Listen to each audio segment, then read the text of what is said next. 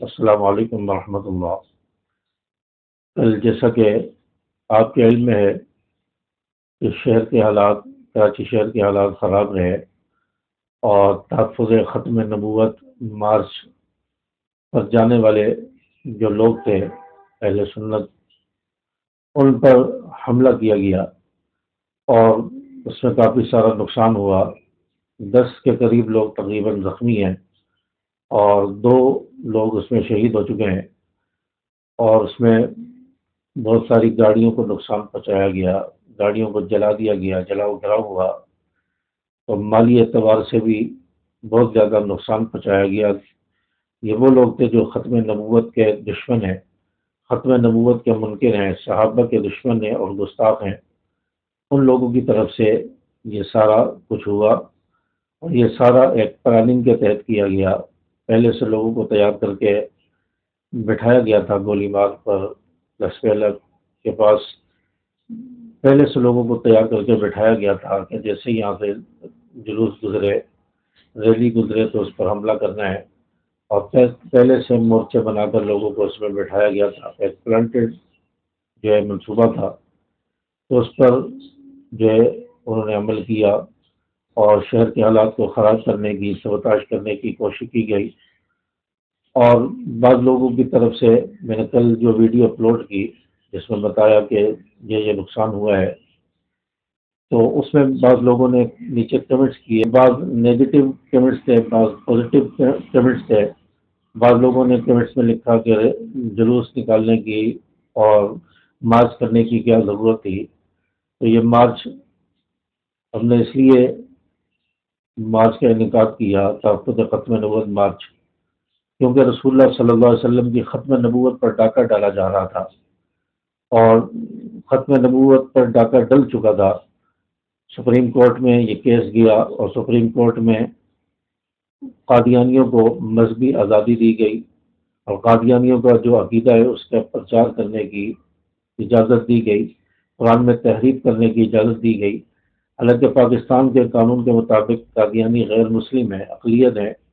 اور انہیں کھلی تبلیغ کی اور کھلی انہیں اپنے مذہب کی اجازت نہیں ہے تبلیغ کرنے کی، تو اس کے باوجود انہیں اجازت دی۔ ختم نبوت کے قانون پر ڈاکہ ڈالنے کی کوشش کی گئی،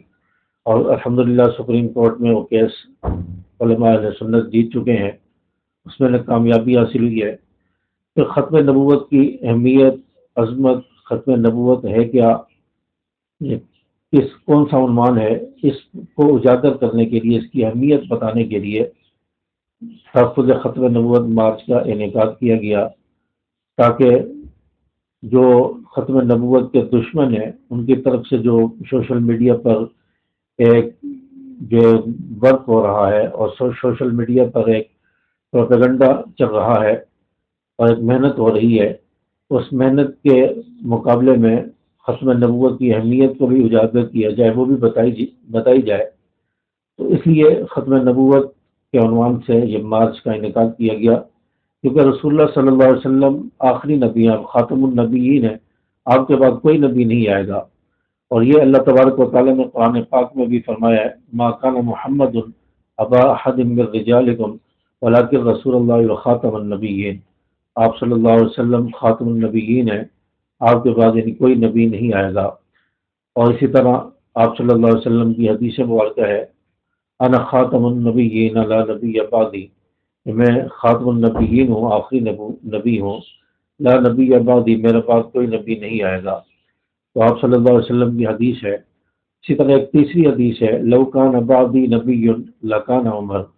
کہ اگر میرے بعد کوئی نبی ہوتا تو وہ عمر بن خطاب ہوتا، عمر ہوتا۔ تو آپ صلی اللہ علیہ وسلم کی احادیث، قرآن پاک کی آیت یہ بتا رہی ہے کہ آپ صلی اللہ علیہ وسلم آخری نبی ہیں، خاتم النبیین ہیں، آپ کے بعد کوئی نبی نہیں آئے گا۔ جو لوگ یہ عقیدہ رکھتے ہیں کہ آپ صلی اللہ علیہ وسلم آخری نبی نہیں ہے، بلکہ مرزا قادیانی بھی نبی ہے، اس پر بھی وحی آتی ہے، وہ بھی نبی ہے، رسول اللہ صلی اللہ علیہ وسلم پر نعوذ باللہ نبوت ختم نہیں ہوئی، اور وہ لوگ جو یہ کہتے ہیں کہ رسول اللہ صلی اللہ علیہ وسلم کے بعد 12 جو امام وہ نبی سے بھی افضل ہیں، نبوت سے بھی ان کا مقام اونچا ہے، تو ان لوگوں کے بارے میں بتانے کے لیے کہ یہ لوگ ختم نبوت کے منکر ہیں اور یہ قرآن پاک کی آیت کے بھی منکر ہیں، حدیث کے بھی منکر ہیں، تو ان لوگوں کو اجاگر کرنے کے لیے ان کے چہرے سے نقاب اتارنے کے لیے یہ ختم نبوت مارچ کا انعقاد کیا گیا، اور اس میں آپ صلی اللہ علیہ وسلم کی ختم نبوت کے حوالے سے بات ہوئی، اور یہ عہد کیا گیا کہ رسول اللہ صلی اللہ علیہ وسلم کی ختم نبوت پر مسلمان آنچ نہیں آنے دیں گے۔ یہ ہمارا مسلمانوں کا عقیدہ ہے کہ آپ صلی اللہ علیہ وسلم آخری نبی ہیں، خاتم النبیین ہیں، آپ کے بعد کوئی نبی نہیں آئے گا۔ اور ختم نبوت پر جب ڈاکہ ڈالنے کی کوشش ہوئی تو اس کے جواب میں تحفظ ختم نبوت مارچ کا انعقاد کیا گیا، اور اس پر پہلے سے پلانٹیڈ منصوبے کے تحت اس پر حملہ کیا گیا۔ شرکاء جو احتجاج میں تحفظ ختم نبوت مارچ میں جو شریک ہونے کے لیے جا رہے تھے، ان پر حملہ کیا گیا، اس کے نتیجے میں نقصان ہوا۔ اور سوشل میڈیا پر ویڈیو موجود ہے، میں یہاں پر یوٹیوب کی پالیسی ہے، میں ویڈیو نہیں لگا سکتا، لیکن سوشل میڈیا پر واٹس ایپ پر آپ کو، فیس بک پر یہ ویڈیو آپ کو مل جائے گی۔ لوگوں نے خود اپنے موبائل سے ویڈیو بنائی ہے کہ پہل کس نے کی ہے، حملہ کس نے کیا ہے، اور کس کی طرف سے سب سے پہلے یہ ریئیکشن آیا ہے۔ اہل تشیع کی طرف سے سب سے پہلے پتھراؤ شروع ہوا، پھر اس کے بعد فائرنگ شروع ہوئی۔ یہ سب اہل تشیع کی طرف سے کیا گیا ہے، تو اس کی مذمت کرتے ہیں، اور ان لوگوں کو گرفتار کیا جائے۔ جو نقصان ہے اس کا ازالہ حکومت کو کرنا چاہیے۔ جن لوگوں کی لاکھوں کی گاڑیاں تباہ ہوئی ہیں، جلائی گئی ہے، اور جو لوگ زخمی ہیں ان کی امداد کا، اور جو لوگ شہید ہو چکے ہیں ان کے لیے معاوضے کا